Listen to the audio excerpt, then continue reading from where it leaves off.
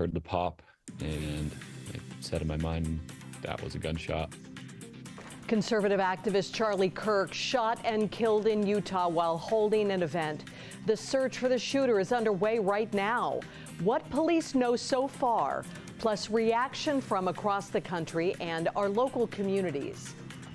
Plus, shots ring out at a high school in Colorado, leaving 2 children hurt, the suspected shooter dead, how quickly police were able to respond, and the condition of those shots coming up.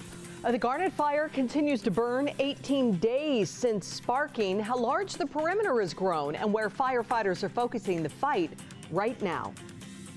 And cooler temperatures likely helping firefighters out. However, we still have a chance for thunderstorms up in the Sierra Nevada mountains. Details on that, plus a good warm-up on the way. And it is September 11th, a day our nation will never forget. We look back at the lives lost and how you can honor them this morning. You're watching Fox 26, and now, great day.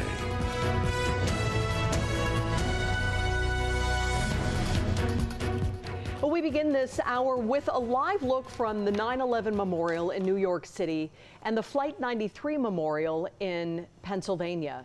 Today marks 24 years since the deadliest terror attack on American soil. On this day in 2001, Islamic terrorists hijacked 4 commercial flights, crashed 2 into the World Trade Center in New York, 1 into the Pentagon, and 1 into a field in Shanksville, Pennsylvania. Later this morning, we will take you live to 2 Valley events honoring the lives lost that day and what we may have learned and how our world has changed since then. Good morning. I'm Kim Stevens. And I'm Liz Gonzalez. And I'm Justin Willis. Thank you for starting your day with us. And yeah, cooler temperatures continue. It's going to be a lot like yesterday, so not a whole lot of change happening out there, but we do still have a chance for thunderstorm activity. The mountains here, which we'll break down here in a moment, but let's get your day going here and show you what's happening right now. Current conditions, it's fairly cool out there. We're at 64 degrees right now, winds are out of the northwest at 7 miles an hour. The dew point's at 57, and here's the rest of your day. At 10 a.m., it's going to be 69 degrees, at noon, 75, and at 5 o'clock, 83 degrees. A little sunnier today than yesterday, and wind speeds about 5 to 10 miles an hour throughout the day. Up next, yeah, we're going to talk a little bit about the thunderstorms up in the Sierra Nevada mountains, and we'll track a little bit of the smoke and see how that's holding up with the Garnet fire.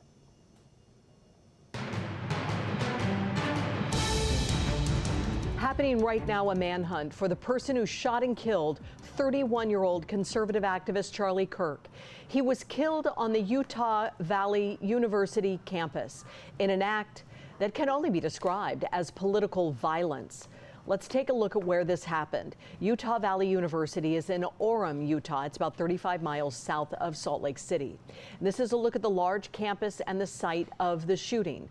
Officials believe that the shooter fired from the rooftop of the Low C Student Success Center building, which is about 200 yards away from where Kirk was giving a speech. Multiple videos circulating online show someone running across the roof after the gunshot was heard. Kirk was shot before an audience of 3,000 during a speaking event yesterday afternoon.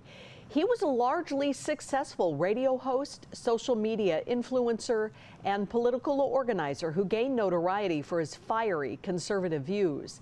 Seconds before the shooting, Kirk was asked a question about mass shootings.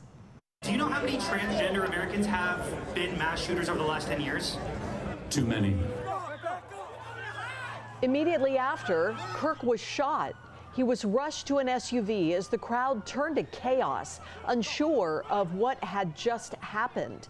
Jeremy King, who took this video, told CNN reporters that he was about 15 feet away when it happened. At this moment, the shooter is still at large and no one is in custody. Yesterday, FBI Director Kash Patel posted on X that a person of interest had been taken into custody but has since been released. In a press conference, officials say they were looking for a person wearing dark-colored clothing and that they did have surveillance footage. And this is video from the scene as law enforcement canvassed the roof the shooter is believed to have fired from. Now, President Trump has ordered all American flags to half staff until Sunday evening. He also posted a 4-minute video online addressing the deadly shooting, calling it a dark day for America.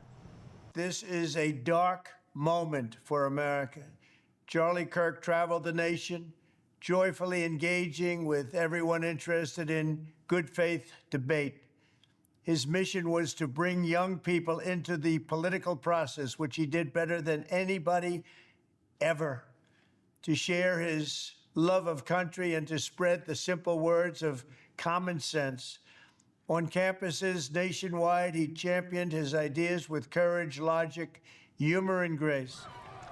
Politicians on both sides of the aisle have claimed political violence is unacceptable following this act.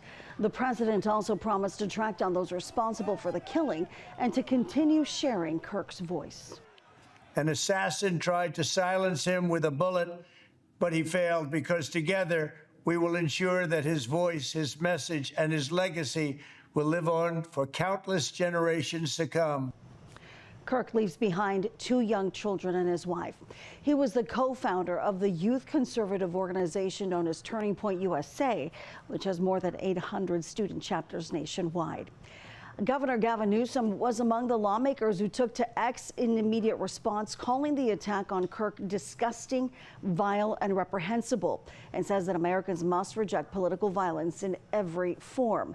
The governor featured Kirk in his first episode of his podcast, This is Gavin Newsom, back in March. The two talked for over an hour, and they disagreed on almost every issue, but still had a respectful, constructive conversation.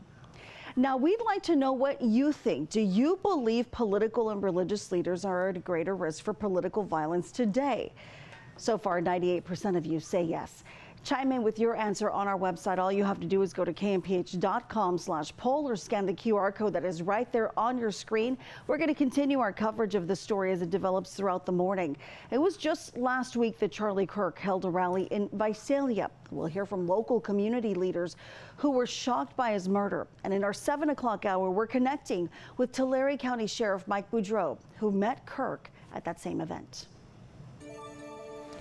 All right, it's 5:07 now, and kind of a steady pattern with our forecast here. So still have one trough here kind of draping along the western coastline of California there, but you can kind of see we still got some onshore flow that's going to be pushing all that smoke from the Garnet fire. We'll track that here in a moment here, but that smoke's still moving east. We got some low pressure here that's still creating the chances of some disturbances up in the Sierra Nevada mountains here. So we still have about a 30% chance of rain going on up there. Futurecast shows it'll pick up this afternoon about 2 o'clock there. Very light stuff in a fairly widespread area. The heavier stuff will be in those higher elevations, of course. There is a possibility of rain, thunder, lightning, maybe some hail up in those higher elevations.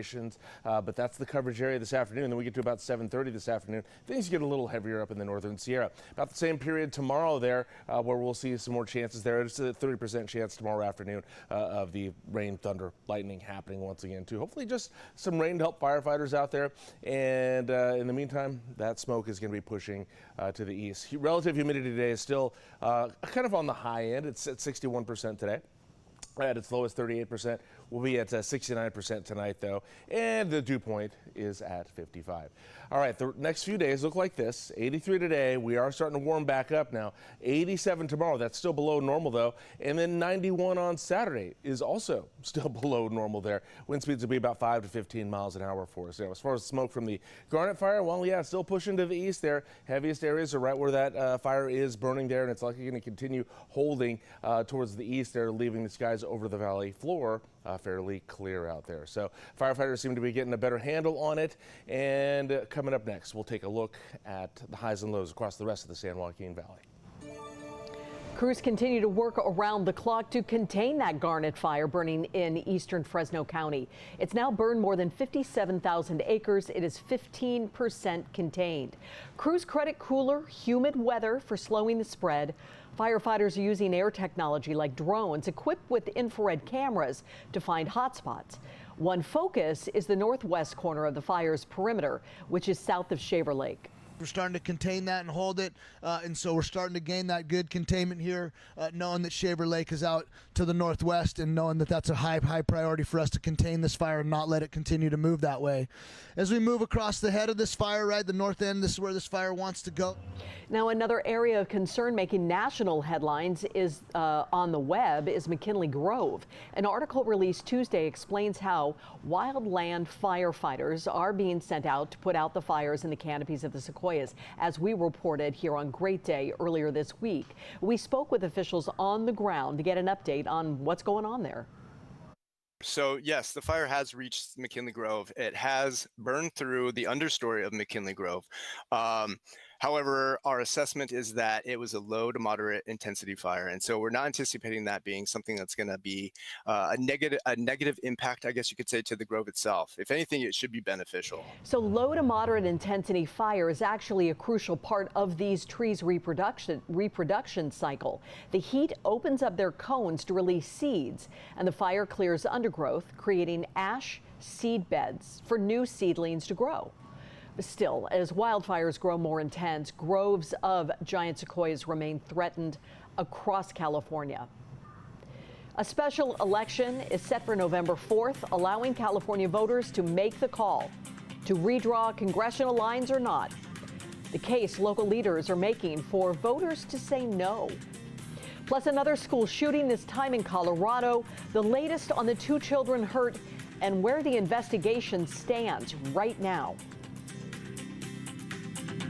Hi, I'm Monty Torres with Fox 26 News on YouTube. Thank you for checking out our YouTube channel, where we have loads of great content for you to choose from. And while you're here, why not click on the subscribe button right here? That way you can stay in touch with all the latest breaking news, everything news related within the Central Valley. And thank you for watching.